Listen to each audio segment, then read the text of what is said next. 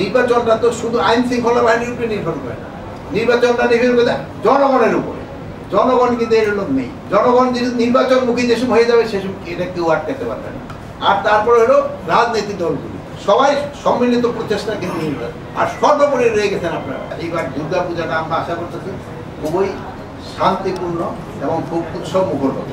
আজকে আলোচনার মেইন এখানে ছিল হলো আমাদের যে জানেন যে 28 তারিখ থেকে আমাদের শারদীয় দুর্গা পূজা, এই দুর্গা পূজার প্রস্তুতি, তারপরে আমাদের জাতীয় নির্বাচন যেটা আছে ফেব্রুয়ারি মাসে হবে এটা, তারপরে আমাদের কিছু আছে যে ধরেন যে মাদকের যে একটা সমস্যা, এটা নিয়েও আলোচনা। এই হলো ছিল আমাদের আলোচনা। এবার দুর্গা পূজাটা আমরা আশা করতেছি খুবই শান্তিপূর্ণ এবং খুব উৎসব মুখর হবে। এটা কোনো জায়গায় ওরকম কোনো ধরনের বড় কোনো সমস্যা নেই। এটা শান্তিপূর্ণভাবে এবং উৎসব মুখর হবে। এটা কিন্তু একটা ধর্মীয় অনুষ্ঠান, আর এটার যেন পবিত্রতা রক্ষা পায় ওই দিকে সবাই খেয়াল করে। যখন জানেন যে যারা এই উদযাপনটা করতেছে তাদের ভিতরে একটা ভাগ আছে, কেউ বলে 2 ভাগ, কেউ 3 ভাগ।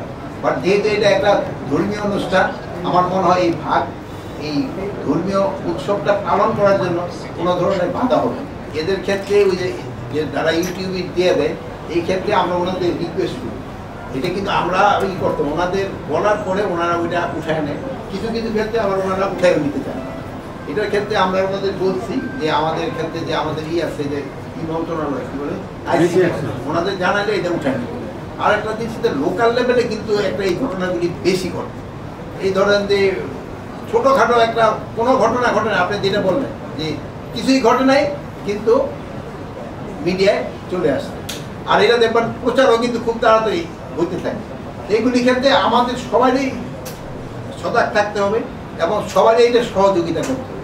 এরা কিন্তু অনেক অস্ত্র উদ্ধার করছে, তারপরে কিন্তু কিছু অস্ত্র এখনো বাইরে রয়ে গেছে। সব জায়গায় আবার এটা উদ্ধার হচ্ছে। চট্টগ্রামের এলাকাটা একটু অন্যান্য এটার ভৌগোলিক এলাকাটা একটু ডিফারেন্ট। এখানে পাহাড় আছে, সমুদ্রও আছে, প্লেন ল্যান্ডও আছে।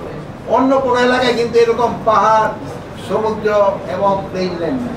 এই জায়গায় যেমন ধরেন ফটিকছড়ি, তারপরে রাউজান এলাকা অর্ধেক পাহাড়, অর্ধেক আবার প্লেন। এইসব জায়গায় একটু করা একটু ডিফিকাল্ট। যদি আমি এখানে মানে আমার চিটাগাঁয়ে চাকরি জীবনে 4 বার চাকরি করেছি, 3 বারে আমি হিলে চাকরি করেছি। এই জায়গায় এই সমস্যাটা আছে, কিন্তু বাট সেটা কিন্তু উদ্ধার হচ্ছে এবং ইলেকশনের আগে আরও উদ্ধার হবে। এবং এবার আমার আইন শৃঙ্খলা বাহিনীর প্রস্তুতিও খুব ভালো এবং তাদের প্রশিক্ষণ কিন্তু শুরু হয়ে গেছে। এবং আপনারা জানেন যে আমরা অনেক সংখ্যক কিন্তু তাদের বাড়িয়ে দিয়েছি এবং সেনাবাহিনী, নৌবাহিনী এবং বিমান বাহিনী সবাই কিন্তু এবার ইলেকশনে থাকে।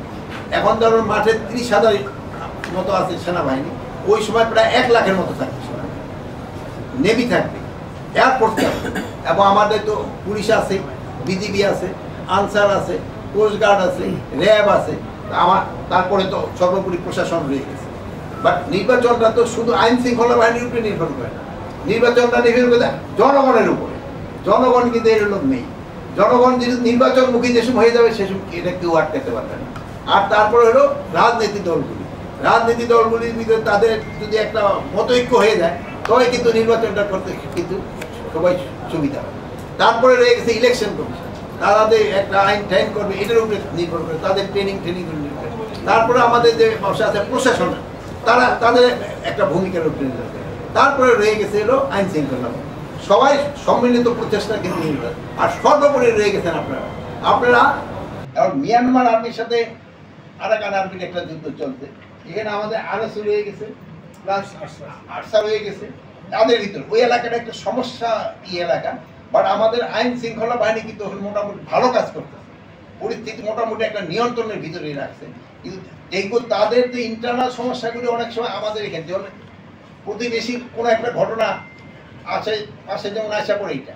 এই জন্য ধরেন যে মিয়ানমার যে আরাকান আর্মিটা, এটা কিন্তু বেঁচে আছে এই মাদকের উপরে। এই মাদকের এই তারপরে আমরা ঔষধপত্র এবং অন্যান্য প্রয়োজনীয়তা, এইগুলি আমি তো এটা আমরা আলোচনা হয়েছে, এইগুলি যেন না যেতে পারে এবং এই মাদক যেন কোনো অবস্থায় আসতে না পারে। মাদকটা কিন্তু একটা চিন্তা করেন, এটা কিন্তু আমাদের পুরো সমাজটা নষ্ট করে দিবে। আর এই এলাকায় কক্সবাজারে বেলটাই তো আমাদের সবচেয়ে, অন্যান্য বেল দিয়ে আসে না তা না, কিন্তু এই এলাকাতে সবচেয়ে বেশি আছে। এই জন্য আমরা এখানে ফোর্সের সংখ্যা বাড়িয়েছি এবং আমরা আশা করি যে এটা আস্তে আস্তে কমে আসবে। আমার মনে হয় মাদকের সমস্যাটা কিছুটা কমে আসলো এদিক দিয়ে।